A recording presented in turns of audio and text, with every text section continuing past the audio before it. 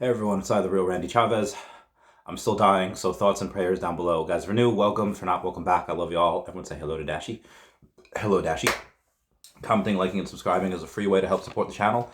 Non-free ways are Patreon and smashing that super thanks button down below. It's 8:17. Let's see how long it takes us to do this video. So I know a lot of you guys are probably going to be like, ooh, what is this title about? And I will get to that. I do want to go over OMI a little bit first before we do that. OMI on the day is actually up 1.5%, but even though it's up, we're still under 0.0065. We're at 0.00638, so close to 0.0064. I had a few big whales that I know that happen to go and say, oh, yeah, I wasn't going to buy any, but I forgot that I had set these buy orders up like X amount of months ago. So now that the fact that it is down here, back to 0.0063, 62, whatever it was, those buy orders got filled. They woke up, oh, hey, I have more OMI. How did I do that? And that's pretty much how it happened. So I had those buy orders set. It wasn't them actively going and saying like, yo, the price is perfect right now. I'm going to go buy that. Although, if you do listen to Crypto Rain's, one of his blurbs that he had said on Monday, he's like, hey, listen, if you look at the chart here, we're at a double bottom. When do I want to buy? Do I want to buy when it's 0012 when the price has doubled? Which still is not a horrible place to buy, not financial advice. I said, or do I want to buy here, really at the bottom? And could it go lower? Sure. He actually hopes the price gets cut in half to like 0003. I don't know if it'll do that. If it does, you're gonna see Chavez on OnlyFans more than you see him already, in order for me to get some. Anyway, excuse me. Yesterday we did have over 1 million in volume. Today we have 830, so it's still not that bad. I'd much rather see it up here, even though the price is lower, as opposed to less volume, let's say 500,000, and we're at 0007. I'd just rather see the more volume. Today is a much better day for the market. Bitcoin up 3.2%, Ethereum up 2.7%, BNB up almost 4%, Solana up 4.4%, and Avalanche up almost 5% on the day. So it is a pretty up day for the market. So OMI kind of just riding that wave a little bit by itself. And okay, so now for the Chavez, what about Bad Bunny? What do you know about Spanish and Latin music? And I was like, well, not much, but I do. Let's wind the clocks back here.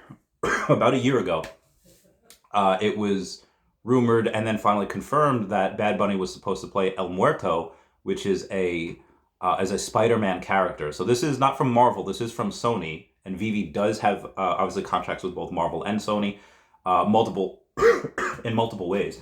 And I didn't cover it at the time because I typically don't like to cover things unless I know for sure it's going to happen. Like I remember back in early 2021, we're like, oh, Veveverse, late 2021. I knew exactly like, nah, I'm not even going to cover. I think it wasn't until delayed again until like spring of 2022 when we finally started covering Veveverse. Anyway, and obviously more invites are rolling out as we speak. We actually got a bunch of invites last month, like late last month, but then they decided, oh, hey, we didn't send these out with the proper NDAs, with the non-disclosure agreement. So we have to roll this back, and then we'll get them at some point this quarter. I don't know when. But anyway, when it was rumored and finally confirmed that Bad Bunny was supposed to play it, it was actually supposed to come out this month. Like it was supposed to come out like right now.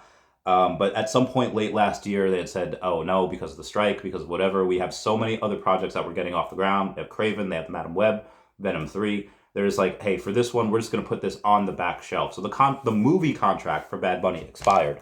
And again, I didn't think much of it. Okay, no reason to go and say, hey, this is something that we could see coming to Veve, El Muerto. Again, he's a really low level Spider-Man character. We barely saw him in like in Civil War. I don't think he'll be in Marvel Secret Wars or anything. There's Sony has, I think, access because they have Spider-Man. I think they have access to like 800 plus. They have more characters to access than the U.S. has bases on foreign soil. That I know. So they have hundreds and hundreds of characters. So I don't expect them to go. And the reason I think they did it originally was because, oh, it's Bad Bunny. His views, he gets like billions of views on some of his videos. That's the reason why I think they went with him in the first place, to kind of just get into that Latin market. So I have it here. What are they? They are Amorfoda, Calaita, and the last one is Soy Peor. I don't think I'm pronouncing any of those right, but those are 3 videos with over 1 billion views each. So that's just Sony trying to cash in on that Latin market. And when they decided late last year that, hey, we don't need to go and do this movie, and that contract expired, I didn't think anything of it because again, it's a really low-level Spider-Man character. But then a couple of days ago, Bad Bunny comes out with a music video called No Me Quiero Casar. And it shows Spider-Man in a whole bunch of different ways. It's Bad Bunny falling off an edge of a building, Spider-Man, and this is like Tobey Maguire's version of Spider-Man. But anyway, how did he get the license to do that? How did he's not spending, tens of millions of dollars to do this. Most likely it was just in the contracts of him being the El Muerto character, or at least in that movie, and be like, hey, can I use Spider-Man? Can I use the license? Just because the movie contract expired and they're not doing it doesn't mean that the other contracts don't exist. And what better way to capitalize on a character that's maybe just nobody knows about? Like, I don't think too many people, unless you watch Spider-Man the animated series or just a big comic book nerd, really knew who Morbius was. Anyone? Comment down below. Did anyone know who Morbius was before the Morbius movie with Jared Leto? Bueller? Anyone? I doubt anyone did. So again, what better way to capitalize on a unknown character outside of getting a really well-known person in the Latino community than going by selling a digital collectible on Veve? I guarantee you it was at least a thought in some people's minds last year when they were scheduled to make this movie. Hey, let's do a digital collectible. Again, it's basically printing money. It's basically free money for you. And again, I wouldn't have said anything unless when Bad Bunny released this character again, a couple days ago, which I don't even follow him. It's just somebody mentioned that to me. Yeah, it was 4 days ago. If I had followed Bad Bunny, I was like, oh, this is his new video, I would have completely mentioned it 4 days ago, just right upon the new year. But what better way to go and capitalize on an unknown character and make a little bit more money for Sony, as opposed to just printing it through Veve, making that digital collectible. And again, just because Sony's not doing anything with the movie doesn't mean that Bad Bunny won't do anything with music. We've had David Yu over the past month say things about, hey, a jukebox is coming, and oh, hey, vinyls are coming. Now, just because Bad Bunny wasn't alive during the vinyl era, he's like 29 years old, doesn't mean that that's one of the ways that he won't choose to exercise his right for maybe one of those characters. Again, you could have Bad Bunny in the form of El Muerto, in the form of that character. It couldn't have nothing to do with that. Or, and again, this is obviously just my speculation, hey, while in talks with El Muerto and Veve and Digital Collectibles, maybe they got Bad Bunny's number. Maybe they got his agent's number. Hey, would you like to do this? I'm not sure. Again, digital collecting is fairly new. Most people in the world don't know about that. What is that? What is that about? Again, they're not 100% sure, but I guarantee you that if Bad Bunny is half as good a businessman as he is a musician, he would take one look at Veve and be like, oh, yeah, these guys know what the heck they're doing. They got the Spider-Man license for anyone. They got all these licenses for anyone. So my prediction is, even if we don't get it through El Muerto, I think it is very possible for us to get a Bad Bunny music license as one of the first ways that we get it.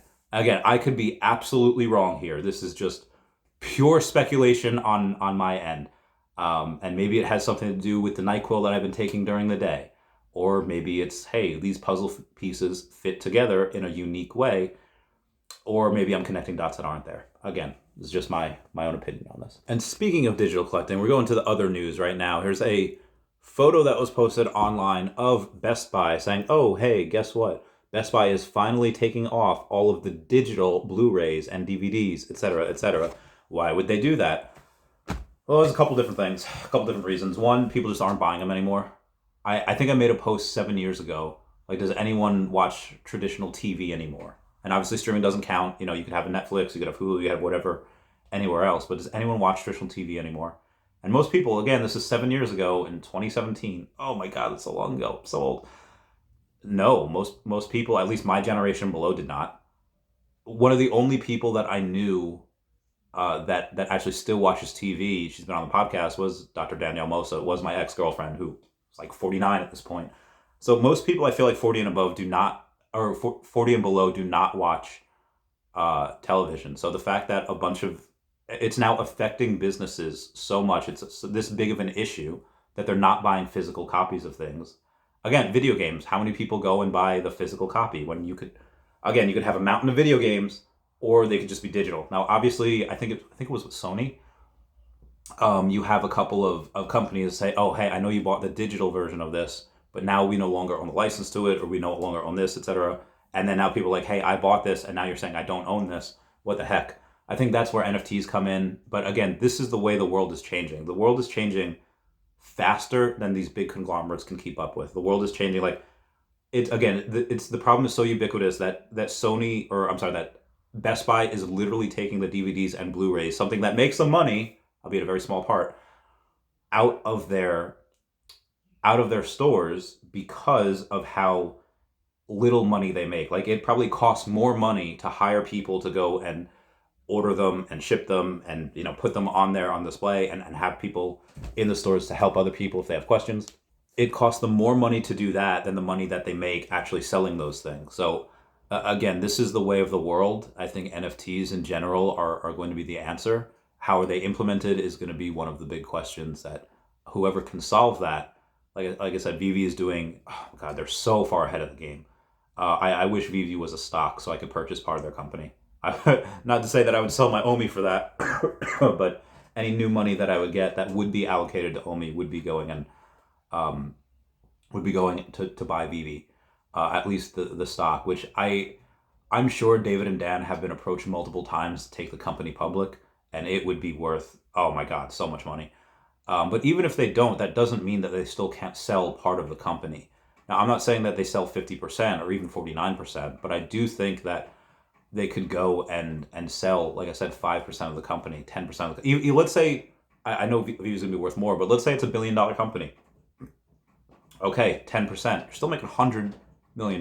Even if 5%, $50 million.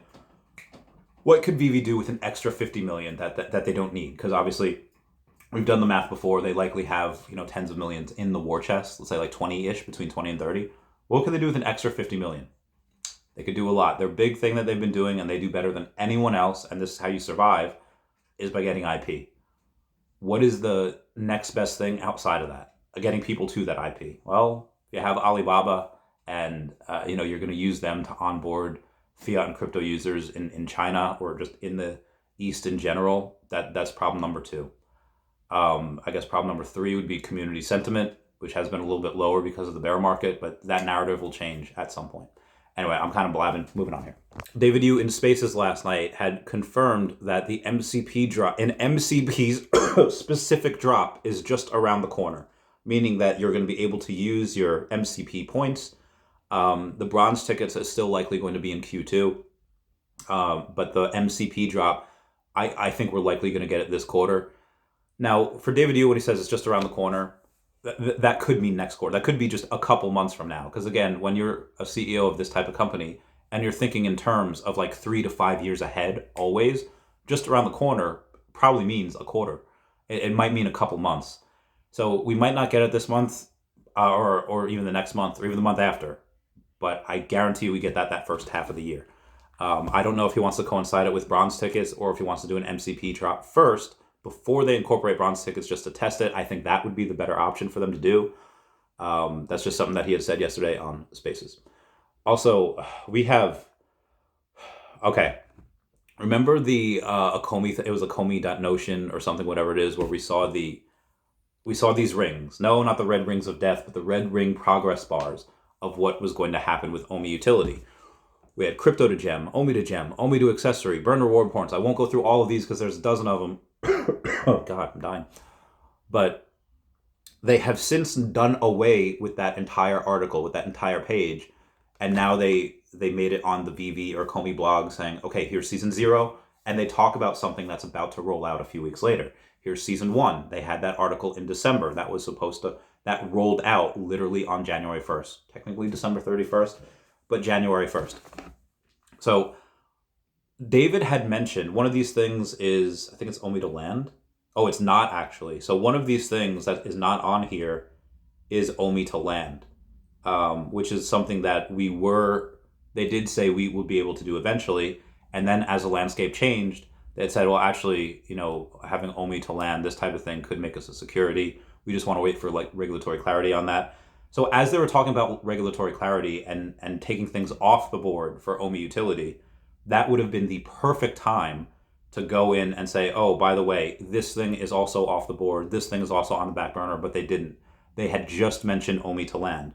Now, the reason I bring this up is because yesterday somebody had mentioned OMI to Gem, and I was like, yeah, OMI to Gem is that's on the board for whenever. We don't know when we're going to get that. And they say, well, show me proof that the team had said OMI to Gem, and obviously you see it right here in the progress bar. And it says, well, OMI to land was also supposed to be a utility, and now we're never going to get it. And again, I'm not saying we're never going to get it. It's just off the table for right now until that regulatory clarity is clear. And because I talk about OMI to Gem a lot, or not a lot, I talk it in Catalyst videos, or I talk about it in one of the reasons why what we're likely going to get this year. Just so you guys know, the team has, at least one member of the team has multiple times been like, hey, I saw this video, great job, but, this is actually wrong for X reason. Oh, hey, my bad, let me go and make a correction in that next video. Because I made so many videos referencing OMI to Gem, and not once has anyone from the team ever said, hey, this is not, this is wrong, we're not doing this anymore. I'm going to take that in conjunction with the fact that they haven't said that it's off the table, that we're likely going to get it at some point. Again, maybe they don't see all my videos, and the ones that they do see, maybe they skip over that part. I don't know. But up until they say, hey, OMI to Gem is not going to come, I'm going to assume that it's coming at some point. But again, just interpretation of things. We have news from Fanny, and this is translated by Google, so it might be off by a word or so. It says, news, David and Dan will not be able to take a trip to Disney with the community members on January 29th after the French event because they have meetings with a very large license in France that day. What is that? I don't know. I drop all your guesses and all of the big French IPs that you could want down below, and we'll do a vote and we'll see who's right. But as of right now, that is a good reason for them not to go to Disney with everyone. Crafting event. Vivi Fanbam says, it's crafting day. Are you going to craft for the Disney animation desk? Me, I can't wait. Noldor Live says, let's see how the desk price goes on the marketplace. So the desk price on the marketplace, I actually have it right now. Let's go to the market. It is $68, so close to $69. There's like 1,300 of the pencils that were burned, so there's 1,300-ish, between 1,300 and 1,400 of the desks that were crafted. And it seems like a lot of times what I could tell how much things are really liked or really not liked is if how many of the sub 100s are available. Now, out of the 5,200 or so, or however many that could be crafted and could be available, there's only between 13 and 1,400 of which, but even still, there's multiple, like most of the sub 100s are listed. So I don't think sentiment for this is really too good. Again, they are listed. Now, some are listed for like number 81 is for 81,000. Like, I don't think anyone's actually going to buy that. I don't think he actually expects anyone to buy that from him. And out of the top 50, what I thought was interesting is we have Omegatron 88 got the number 42, and Josh 7291 has number 47. Those are two Discord peeps, and from what they had originally said for Veve was that, oh hey, any Discord people, a lot of them do amazing, incredible work, mostly for free, and they get points when they do that. And how it is explained, I forget when it was explained, but how it was explained was that, hey, you do X amount of hours, you get X amount of points.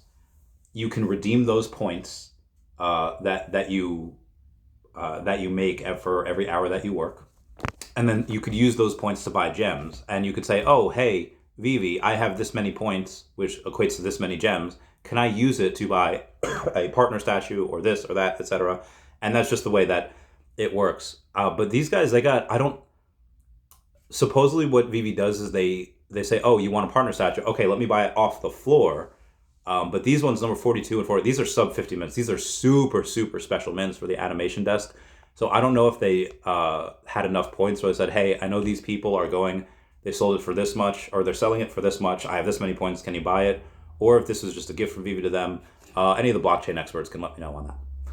Moving on. This was from January of 2022. So this is 2 years ago. We had Veve, somebody had asked Veve, hey, what's the first Disney drop ever? And Veve had said, well, it depends how you define it. The first Disney-owned NFT drop was technically Spider-Man. But the first Disney license drop was Homer and Bart through Century 21, Fox. But the first Walt Disney animation / canon is Elsa. So you have a couple of different, now that it's getting a couple years later, you have a couple of different ways of how to interpret that. So however you want to interpret that for the long term, that do be on you. Moving on. It was only 1 year later, as in 1 year ago today, that we had on the news, Disney had slapped the online sellers with a big lawsuit, as in people going and using Winnie the Pooh or Mickey Mouse or whoever, any one of their licenses to make NFTs on OpenSea. Disney slapped them with a lawsuit real quick. So Disney is on our side there. Obviously, if there's something that is that shouldn't be sold and Disney is made aware of it, they will go and act swiftly. So shout out to them for that. Nick St. Pierre, that has 141,000 followers over on the Twitter, says Midjourney CEO in office hours just said he thinks they can get to the holodeck by 2024, meaning, quote, we're going to build a lot of stuff this year. I think we'll build more stuff than I've ever built before. But at the end of 2024, hopefully we have real-time open worlds, end quote. And Dr. Prophet goes and retweets that saying, hey, Viviverse, generate a Death Star environment and make a treasure hunt with my Star Wars collectibles. Include a lot of stormtroopers and Yoda, and have Luke and Darth dueling with lightsabers, end quote. Meaning that, if they incorporate AI or ChatGPT or whatever, that you could just say, oh, hey, Viviverse, and then it'll be able to do that. He goes and continues saying, I'm dreaming of this real-time open Viviverse. Your favorite collectibles could be explored in a new environment that was just generated with AI. Wouldn't that be fun? Athena Crypto Baby says, during a meeting with Vivi and the Viviverse beta testers, I shared that it would be nice to incorporate AI together with script as an assistant to build objects in the Viviverse. Unfortunately, or fortunately, David joined the meeting after I had shared my feedback, but at least Eagle was there. So I told her, he had mentioned AI being incorporated into the characters. Example, let's say that they had a raceway track in which we could all race our cars, Lamborghini, Ecto-1, etc. Instead of having Lightning McQueen as an NPC or non-playable character, where he has a couple lines of dialogue, hey, great day for a race, hey, beautiful weather we're having, They'd incorporate ChatGPT so he responds to your questions as Lightning McQueen from the movies, which they could do very easily. And David had mentioned that before. But again, that's just the way that I interpreted it. Guys, that's it for me. I gotta bounce. I'm dying. Comment, like, and subscribe. Comment's good for the YouTube algorithm. Everyone say bye-bye to Dashi. Bye-bye, Dashi. I love you guys. Meow, meow, meow. Meow, meow, meow.